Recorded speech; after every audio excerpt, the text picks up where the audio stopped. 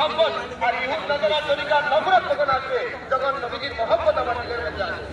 এই জন্য আমরা সিরাতের আলোচনা, সিরাতে পাকে রাসূলুল্লাহ আলাইহিস সাল্লামের জীবনের জীবন চর্চা আমরা জীবনের দাওয়াত আমরা বেশি দিব ইনশাআল্লাহ।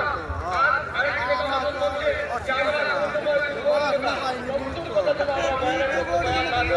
হাদিসে পাকের মধ্যে আসছে তাবাদিল মারি কাদিবান আইয়ু হাদিসা বিকুল্লি মা সামিআ, মানুষের চুপ করার জন্য যথেষ্ট যে মানুষ যে কথা শুনে সেটাই কি আগে পৌঁছাইয়ে দেয় বিনা টেকনিকে, সেটাকে আগে পৌঁছাইয়ে দেওয়া মানুষের বোঝাবার জন্য মৃত্যু হওয়ার জন্য এটাই যথেষ্ট। এই জন্য আমরা কি করবো, যে আমরা মজবুত থেকে মজবুত কথা যেটা কিতাবের মধ্যে লেখা আছে সেই কথাগুলো আমরা বলার চেষ্টা করবো।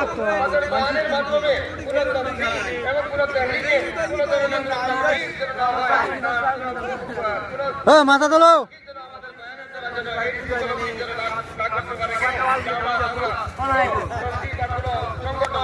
ইত্যাদি কোন দিনই সহবাদ প্রতি আমাদের অবহেলা যেন আমাদের না হয়। আমাকে দেওয়া যাবে না।